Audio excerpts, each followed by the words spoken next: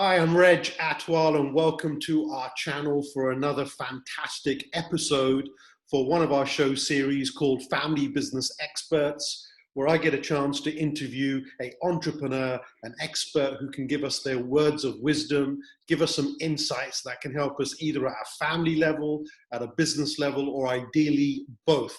So today I'm joined by a serial entrepreneur, Stefan Beiten. Thank you very much for joining us. He is the founder of the Argonauts. When I first came across this name, I thought, what is this? Is he going to take me to space? What's going on? Is it another planet? But he's going to tell us all about that. As a formal introduction to Stefan, I want to tell you a bit about him. He is the initiator of the Argonauts. He's been doing this now for the last 10 and a half years. On top of this, he's also the founding partner of Argo Venture Studio. And prior to that, as well as building these various ventures, he's also been building Legacy Mentors as a partner and senior mentor. He's been with YPO. For those of you who don't know, YPO is the Young Presidents Organization. It is the top of the top when it comes to the world's best presidents, CEOs, entrepreneurs who are part of this private association. He's been with them for over 12 years now, and also Gold member. And prior to that, this is the bit I actually really love about his background, was one of the producers and creators, co-creators of Planet Earth. I'm sure you've watched that. Millions of people have watched it around the world. And prior to that, he was also producer of Deep Blue, all behind his company, Greenlight Media. So I hope I've set the stage for what's going to be a great episode. And on that note, I would like to welcome formally Stefan to the show. Hi there from Germany. Stefan, how are you doing? Reg, hi, how are you doing? Thank you very much for inviting me. Yeah, I really appreciate it. So I'm not going to waste any time for our viewers. Tell us, how did your entrepreneurial journey start? Oh my God, that's a long time ago. It actually started I was 15 years old. What grade is that? 8th grade, 9th grade?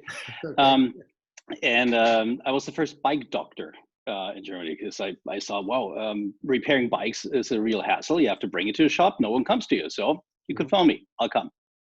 So that was your first venture, yeah? That was my father's first venture. And I soon had 3 classmates joining me. And we had great fun and a great business. And so did you charge for it? Oh, absolutely. That was 5 marks an hour at that time. So you were how old? 15 at the time? 15. 15. I love that story. So would you say, when it comes to being an entrepreneur then, is this something which you learn, or you get influenced by people around you from a young age, or you're just born with it? Do you acquire it, develop it, or you already have that instinct as an entrepreneur? What are your thoughts around that? Nature or nurture? I believe this is nurture. Yes, of course, there is some natural predispositions, I'm sure. Like when you're an extrovert, you have no problem getting out of your comfort zone. But unless it's nurtured, nothing will happen. That's my belief. And I was truly blessed to be nurtured by a very entrepreneurial father that also allowed me to find my own journey and just inspired me. I always love stories, Stefan, about childhood. I mean, we've done plenty of research on this, working with family businesses around the world, and there's some other videos on our channel where we talk about this. But I've discovered that before the age of 7, ideally even before the age of 5, whoever is in that environment has a huge impact on us. So yes. What are some of the things that could you give us any stories of things that you used to observe with your father and see him do, and you used to mimic that, and that's part of you today? Oh, absolutely. Actually, I'm literally an amalgamation of my father and my mother. Yeah. So my father's very entrepreneurial, and he's an excellent lawyer. He built one of the largest law firms in Germany. Yeah. While my mother is the holder of the family. She's an achiever, great cook, great taste when it comes to, well, the aesthetics of life. Right. And I try to literally mirror them both, up to a point, I must say, where I noticed, but that took a long time, when I saw, hold on a second, am I just born into someone else's story? What's my own story? And then I had to start creating my own journey with my own meaning. When you say your own story, we all have a story, don't we? Is it important to be attached to maybe a story that links to parents or grandparents and a previous bloodline legacy, or is it important to build your own story? What when you say story, what's your interpretation of that? What does that mean? Well, any future always comes from the past or has a direct link and direct connection to the past. But it's a matter of reflecting upon it instead of just consuming it and reacting it rather than taking it and become proactive about it. Otherwise, we'll just be basically life controls us and we don't control life. So that it is very important to know where you come from, the cultural context, the family context, the values, the stories that come with the whole family legacy and also your friend's legacy. Basically, all the authorities that you grew up with or accept as authorities, they conditioned you. But at a certain point in life, as Socrates said, only the I believe he said only the life of reflection is worth living, and that's really where a story that you come from slowly emerges into your own story. Got it. I get that. So who else influenced you outside of parents growing up into going through school, college, university, maybe even your first job? Who do you remember as another influencer in your life? It was definitely my grandfather on the mother's side, who, well, he was someone. Yeah. He both a survivor of the Second World War as a soldier and as a concentration camp prisoner. And he was very entrepreneurial, and was the one that taught me not only to work with my head but also with my hands, that you have to be both in your body and your brain and harmonize both in order to be fulfilled in life, not just to be successful. Love that. So my grandfather had a huge impact on me, especially when it comes to family businesses, and unfortunately second generation destroyed everything, and me being the third generation, my sister and others, where we've essentially missed one generation and carried on from where he started. So I think grandparents are great, aren't they, in terms of the stories they share and the influence. But you obviously come from a bloodline of entrepreneurs, you know, your father, your grandfather. And what about on your grandmother's side and your mother's side? You know, is there entrepreneurs there as well? Well, my grandmother, I don't know my grandfather on the father's side, as he died in the war.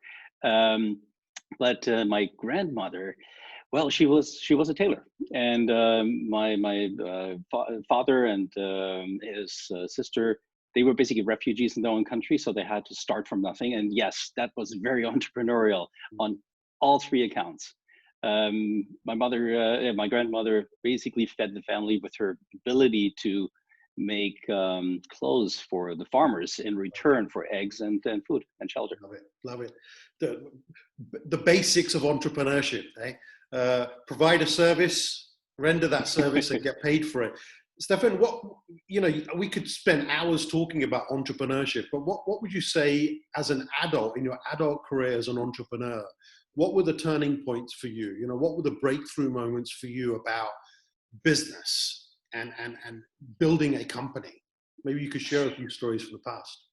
Oh, absolutely. I think there were quite a few major turning points, but I would say it is not the turning points that allowed me to achieve more, especially between my 30s and 40s. I was, whatever I touched somehow made to gold.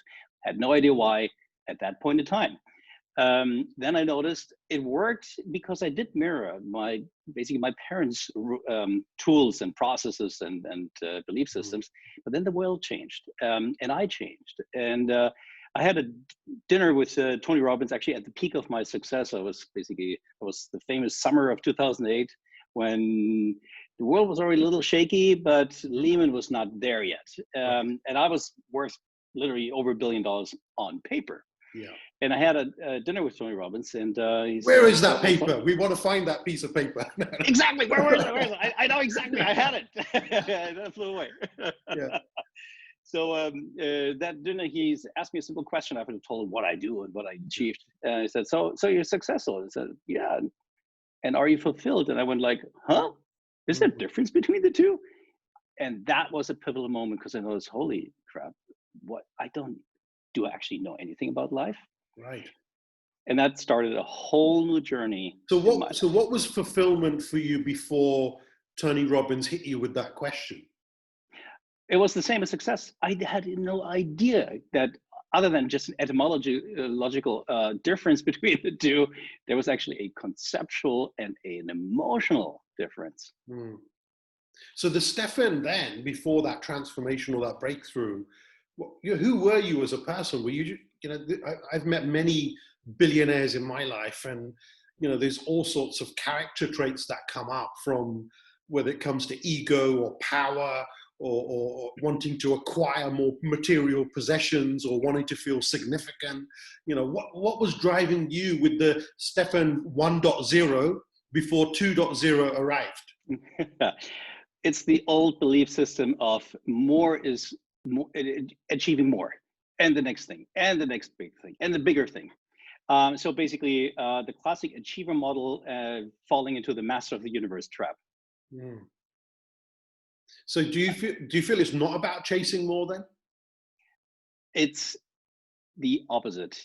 Again, to quote Tony Robbins, it's the ultimate failure is success without fulfillment. I love that quote, as that is precisely where he hit me between the eyes. And lo and behold, summer came autumn 2008, Lehman blew up, and so did the other US bank that we were dealing with. And gone was our equity, and gone was the basis for my business. And I had to literally rebuild and restart from scratch, both in business, and then it showed also the cracks in my marriage and my relationships at that time.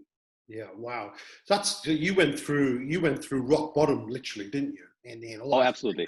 Mentally, emotionally, relationships, financially. I mean, the whole checklist. So anybody else who's going through something like that right now, especially with the 2020 crisis that people have witnessed around the world, what tips would you give them? If you're in a situation of adversity, maybe you're depressed, things around you are falling apart. What advice would you give? Well, first of all, the next black swan is always around the corner.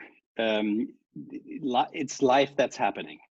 But I believe we've now come to a pivotal moment overall, not just for the individual, but literally for the planet as a whole. Because when I look back in my lifetime, this is now the fourth black swan event. And also 2001 was also very challenging for me. Yeah, that one wiped me out. So that one I absolutely. Oh, really? Yeah. Oh my God, it was also. I mean, I had 75 employees, and literally a month later, it was 5. And could go to the office and say, "Hello, anybody here today?" So, oh my God, and then 8 years later, same thing happened again. So these things will happen again. So the question I think we need to ask ourselves, and especially the entrepreneurs, which are by definition, the out-of-the-box thinkers, the innovators, the change makers, the rule breakers. What is it that we seem not to be able to learn, to emerge, to get to a high level of consciousness? What is it? So my question, and an answer to your question, I would say, we need to start asking the right questions. So someone who's in that position, what would be 2-3 good quality questions that you should ask yourself to start that journey of higher consciousness? If you're facing adversity, tough times, failure, you've just got rid of 80% of your workforce. I know of one company right now, 98% of their revenues have gone. What are the key questions you have to ask yourself? You know what? Let's break it down to the one question that I believe. Perfect. Yeah. And that is going behind the why and the how and the what that we do, which we're all really well trained in. We all know that game. We're all professionals, but we are literally kids when it comes to the big question in life, which is the why. Why are we actually doing the things that on the what and the how level? Why are we driving to achieve more? Why are we really here? And thereby, who am I truly? behind the social, the ego mask that we put on. Right. So unless we find that and harmonize the two, the inner with the outer, the next crisis is just going to hit me as well as the system I am in, second generation, third generation, fourth generation, or the society as a whole. Stefan, how does that help you? So if you answer the question, why am I doing this? You know, why? We spoke about this not long ago. You mean you've wrote a fantastic essay that you shared with me, and I can't wait for that to be expanded and turned into a book in the future, and everyone must read it when it comes out. But you got me thinking when you sent me that essay, which is, I was left with, what's the why behind the why? Yes. Because even the first response to that question could be superficial, or we don't really know. Right. Absolutely. It is accepting life as it's happening to us, with the ups and the downs. Mm-hmm. And coming from Europe, we actually have a great source to go back to. The ancient Greeks had it pretty well balanced out. They believed the two of the highest gods, Apollo and Dionysus, just say, you know what? We have the god of balance, of structure, of basically the rational mind, rule for 9 months. But then, you know what? Let's have a little positive disruption into it. Let's go to our emotions, and that is when his brother Dionysus came into play and ruled for the 3 months. So basically, it is what they showed is harmonizing the emotional and the rational mind, the conscious and the subconscious. And that is what we seem to ignore in our mechanistic, rational-driven, data-driven world. Mm-hmm. We seem to ignore that humans, or as Kahneman put it, we are basically emotional beings, and we try to justify our logic with our emotions after we made a decision. Yeah, but it's the other way around. I love that. So just as a quick recap for our viewers, we've talked about fulfillment. Are you fulfilled? Okay. We've talked about influences from a young age, whether it's parents or grandparents, and how that can also have an impact on us. We talked about being an entrepreneur from the age of 15, okay, experimenting. So, and we moved on to, you know, if you're facing adversity, asking that question, why? It's not about the how or what. It's, you know, there's plenty of books behind me that talk about how and what, but there's only a few which you can't see on that side of my library, which get into the why. And for me, the why really goes deeper, doesn't it? It's almost like a connection with your soul, if I could use that. So it's answering that question you said of why. You know, why are we here? Then from a relationship point of view, I don't want to go into your private life, but when you were in the black swan situation, when everything fell apart around you, when it comes to finding your life partner, okay? And I've got a whole video on this on our channel, but what are your thoughts on getting that right? You know, when you're with someone you're going to get married to or spend the rest of your life with as your life partner, what's important there? Well, most often, and I am, let's go to it. Why not go into details? So what I found, that I went by a checklist. And yes, I found my first wife. It was an amazing love. We have created a tremendous family life, 3 amazing kids. But then I found, boy, we are both stuck into someone else's story, and we were not able to get ourselves out of it. So slowly but surely, we had missing conversations on missing conversation. We did not get to the true selves, and we could not go on a journey of self-growth together. So we grew apart in separate So when journeys. you say checklist, what do you mean by checklist?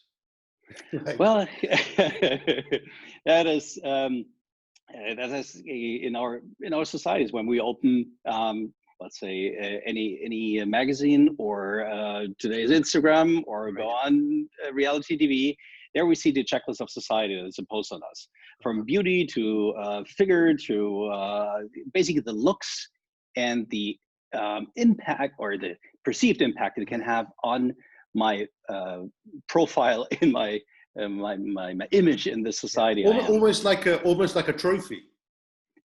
Precisely. Yeah. And then that reflects, of course, ourselves, because we want to be our own trophy. And boy, that's when things already start bad right at the beginning. Yeah. So again, I think that's fantastic tips about each other's stories and also the checklist. So if you remove that now, there is no checklist. You remove the story. Now what do you step into? Authenticity. Be able to vulnerably share who you truly are and feel safe with the partner you're in. Not to come from the shiny object that you try to present to make yourself attractive, but who are you truly? And can you feel safe with a person too? And also listen to the other person's dark side. Can you embrace your mutual demons that we all grow up with? Yes. Can you heal the wounded boy so the man can appear? Same for the wounded female, the girl, so the adult woman can appear. And when you can be on that journey together, which starts with the right conversation, the right questions, and literally then you start to vibrate with each other. That feeling is the best point and the only point on the checklist of, well, my relationship future. Beautiful. Love it, Stefan. And I appreciate you talking about it, because I think it can help a lot of people out. Sometimes, when I'm doing these interviews, people don't want to talk about these things, but that's how one grows, when you hear someone else having gone through that. And I really appreciate you sharing that. But so going back to, and for those of you watching, you've got to stick around for the last part of this episode, because we're going to be talking planet Earth. We're going to be talking Argonauts, which you have to hear about. So before we get there, when you said, less and not more, if people are chasing growth, and society shows us that, right. So I've got a contradiction in my head when you say that, because if you want to serve more customers, if you want to serve more people, then that's also growth. So there's a contradiction. Do you stop that, and therefore you shouldn't go for the next $10 million of revenue that you're going to build up, or build your $100 million company or $1 billion company? Is that? Yeah, I need to get your insights here, because I'm confused now. I've got a contradiction in my head.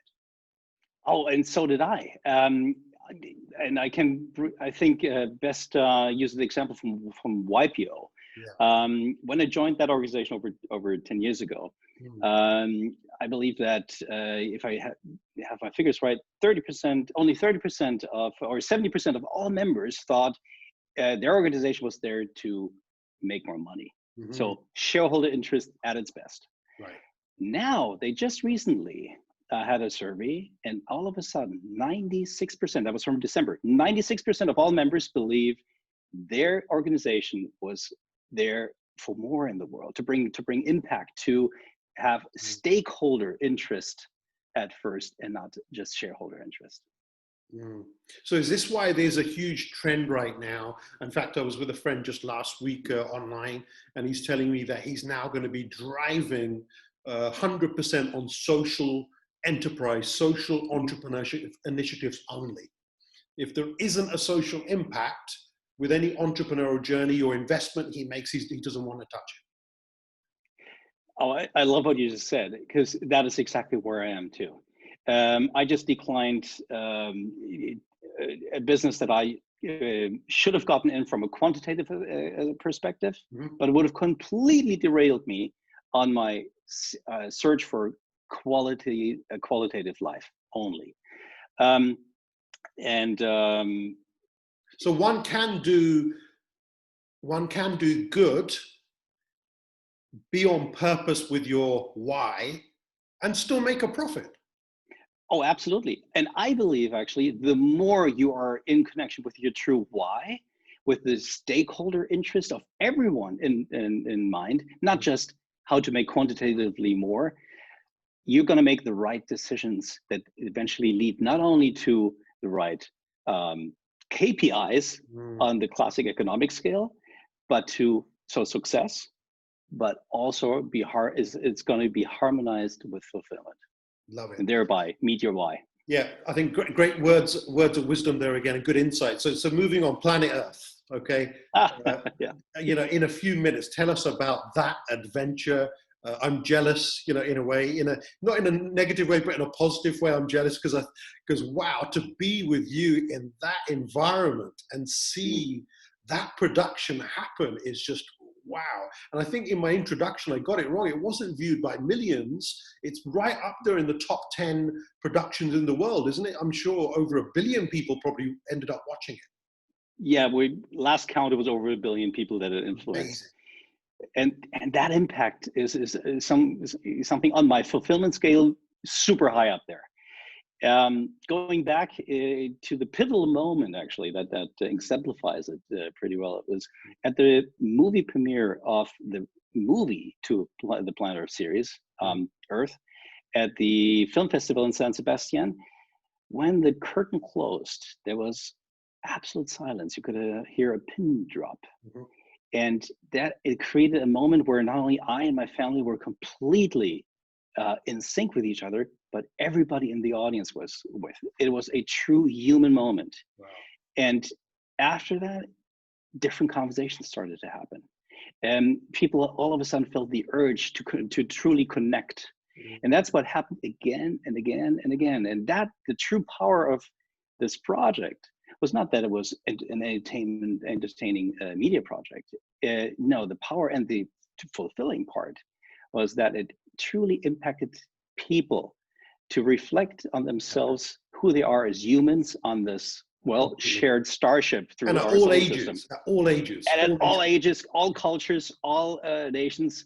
On the website, things happened such as we had farmers in the Andes talk with investment bankers in London.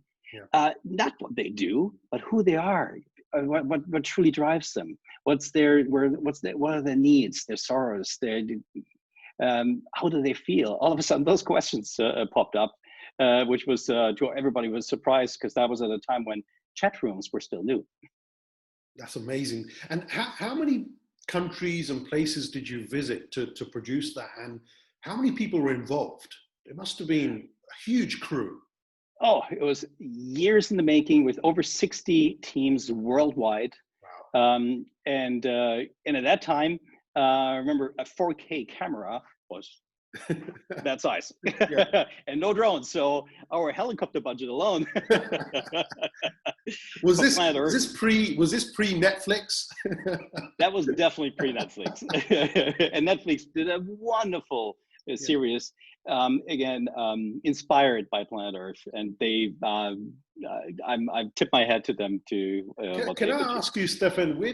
I'm a firm believer that whatever we do in our life, it's like a jigsaw puzzle, and there's a reason why certain things happen in our life as well. So, from being the billionaire on paper to having that enlightenment about to being fulfilled to then doing the creation of Planet Earth. And then how do you think those different events have come together like a jigsaw puzzle and evolved to some of the things you're doing now? Oh, without those down moments, those testing moments, there wouldn't be me. I would not have evolved at all. So the worst that could have happened to me was a continuous streak of success. The worst that could have happened to me was just take the money, retire, and live a bit the happy-go-lucky life or perceived happy-go-lucky life. That it would have been the worst. No personal development, no self-growth. We are what Joseph Campbell, the famous American philosopher, called we're all on a hero's journey. Mm-hmm. And when we're reflective about that, when we have the calling, when life tests us, challenges us, in those moments, that is where the true power of self-development lies.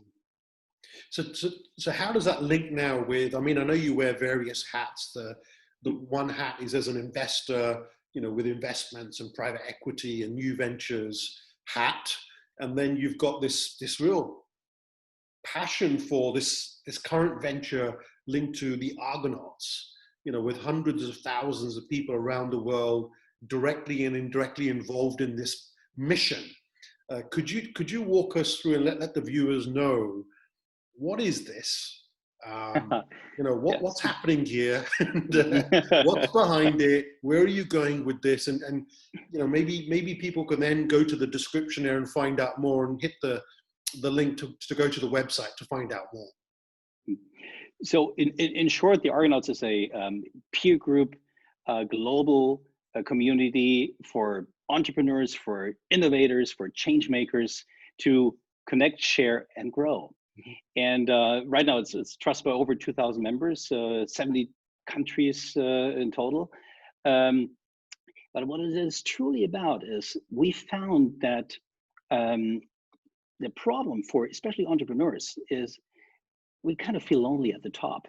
Yeah. And then we're overwhelmed by the constant new challenges that especially these faster changing times are throwing at us on a continuous basis. We feel drowned in digital noise, but most of all, we all have this feeling of being disconnected to our meaning, as we talked about. So the solution was very simple. We start with having a different conversation, because we found that this is where it all starts. It first of all starts with a conversation with ourselves. Usually it's a crazy roommate that talks to us and gives us a false perception of reality. Yeah. And then can we have a qualitative conversation with someone else? Best of all, our peer group. And can I link that into when I was showing this sort of holding slide at the beginning?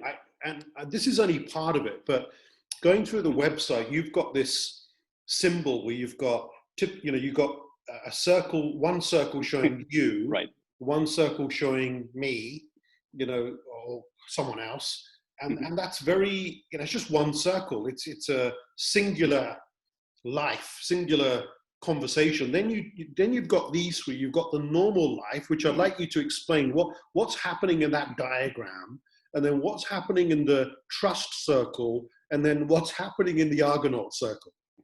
In the normal life, when we stick to our normal transactional based conversational script, well, we talk about what we do, what we've achieved, who we're trying to be. But we don't really allow people to see who we truly are behind that package, behind the cover. So we don't lift the curtain. In the trust circles, and that is why they're called trust circles of trust. The Argonauts create a curated and facilitated trusted environment where peers up to 8, together with a professional coach, can have true conversations. And how is that different? How's that different to, you've been a YPO member for many years. There's other associations out there which have similar setups. We call it masterminding. Most people call it masterminding. I mean, I remember one of the first books that transformed me at the age of 16, 17 was Think and Grow Rich by Napoleon Hill, and reading that chapter on masterminding and actioning that. And I've had mastermind groups my entire life since. So how is this different? The difference is, and I'm a forum member. It's called Forum in YPO, and I'm a forum member myself. I actually have 2 forums that I'm a member of, which are fantastic, but they're member-led. And what I always found are 2 limitations. One, I want to have a peer group that is truly global. So I want to have a forum or a circle where I can mix with people from all around the world, as diverse as possible, because those are the challenges today. They are totally diverse. And then secondly, it needs a pro to slowly learn that different conversational script that allows us to go behind the ego mask and to really connect with people. That takes a professional that curates and stays by you within every session. So is that like open therapy then? No, therapy is, in general, the problem with therapy in the Western world is it regards us as patients. This is about living life to its fullest and connecting with the inner self. But it might lead to discovering, oh boy, I should go deeper. And now I can see what my blind spots are. If I want to go deeper, that I would say then goes. Could you give us a, obviously everything's confidential, so you can't mention who or where, but assuming with your experience of various Argonaut circles and knowing your tribe, your community within Argonauts, could you give us just one or two examples of, where somebody was before, then they became part of that trusted circle, evolving into the Argonaut circle, and sort of what happened for them? Oh, there's a plethora of examples. It's just the current one. It literally, the first circle allowed a member to go. He started judgmental, finger pointing, whining about his wife, and they were up for a divorce. Yeah. And within one circle session, it allowed him to go into self-reflection, responsibility. And gave him a few tools that, what he did is he went back to his wife and said, let's restart. Let's have a real conversation. Here's what I feel. Right. Here's what hurts me. Here's what I'm truly afraid of. I'd love to connect with you. And that opened up the woman. Right. The healer. She said, where have you been? Well, what have you exactly. been doing the last 24 hours? He literally said, what have you smoked? No, and he shared that with us on the second circle. He said, the immediate connection, the immediate response was, oh my God, that is the man I once married. So it's not just about your personal relationships, like you said, it could be about finding that deeper why in you. Like you said, what's also unique is that you're dealing with people who are not in your typical circle locally. You are dealing with people from different parts of the world, which makes it unique. And then most importantly, like you're saying, is the person who's, if I use loosely the words facilitator, orchestrator, or coach, someone has to be experienced to deal with that type of group. Yeah. It can't be, it's not a normal coaching session. No, it's not. Not at all. It's about peer group coaching, but everybody is a mentor of the others in the circle. Everybody shares in their life experience in a way that everybody feels heard. You start to learn to listen with your heart. You start to learn to communicate vulnerably, and that is when the magic happens. That is what does not happen in using, again, our normal social script that we learn. Yes.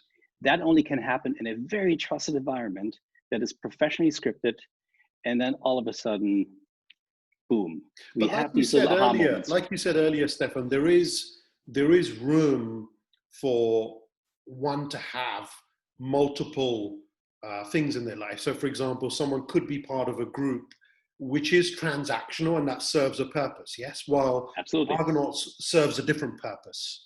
The same way they could have a private coach, which serves a different purpose, or they're part of a local mastermind group, or the Chamber of Commerce, or whatever it may be. So all of these things are different, and you can have more than one in your life. Absolutely, and I think with the complexity that we're faced with in today's world, we need to have those various forums to learn the skills that we unfortunately have not learned from early on, but we need it in today's world.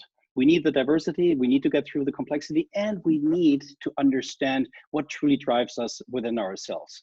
That is what allows us to make the right decisions, be it in private life, be it for ourselves, or be it on our business lives. Because otherwise, we don't know what emotions drive our decisions. And when we have that disconnect, bad things happen.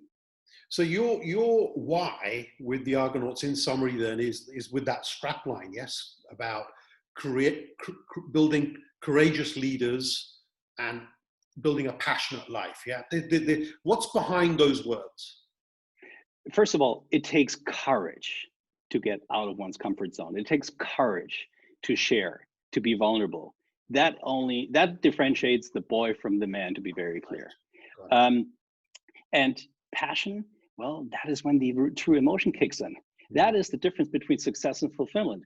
Because we notice buying a new Porsche is great, but for how long? But finding your passion, that's what fulfills you for long term. And that's not something your Visa card can buy you. Love it, love it. So with the time that we've got left, hypothetically, Stefan, let's pretend it's December the 31st, 2030. And we're meeting up somewhere together, looking back at the last 10 years since the COVID crisis. What are you sharing with me? What's happened in those 10 years for you? What I hope to be sharing with you that we have impacted tens of thousands of leaders worldwide to get from transactional leadership to transformational leadership. Well, literally being what you represent so beautifully today already, Reg, and I learn every time we talk, because to me, you are the impersonation of a transformational leader. You have absolute mastery and conversational mastery, which is what we're trying to achieve, and that is exactly where we're getting to with the Argonauts, is to bring conversational mastery to the world, to nurture the mindset of a transformational leader versus the transactional. I got it. So I'm looking forward to that journey. I'm looking forward to partnering up with you as well, as we're discussing now with our firms. But outside very much looking forward to that. What tips would you give entrepreneurs, business owners right now around, what's happening around the world? Okay, the future trends. What do you see changing? What things should people look out for now as they build their businesses for the future? Could you leave us with a few tips around that and what you see for the future? Yes, I believe we are on the way to a far more connected world, and not just digitally, but emotionally. I believe that we are driving on all levels towards stakeholder economy versus a shareholder economy. We're driving to qualitative parameters, not just quantitative KPIs. We're driving to anything that connects people, gets them out of their loneliness, will have a success. Everything that truly gives quality back to and connects with the needs of the world and the society you're in, that will bring not only fulfillment, but will be successful. And customers all around the world will measure you by it. So while I believe we'll see it backswing, but as the pendulum always swings a little to both extremes, but when it comes back, we will wake up in a new world with a new mindset that is driven by completely different motivational. So would you say everything that's happening right now around the world is it's part of evolution? Would you say that we're going into the next phase of evolution for mankind regarding our consciousness? Do you think we'll ever get to a stage where there's more peace in the world and more harmony? That is what I absolutely believe so. And in order to facilitate that is where I believe that people need to be able to have a different consciousness level that allows different kind of conversations that allow for different decision making.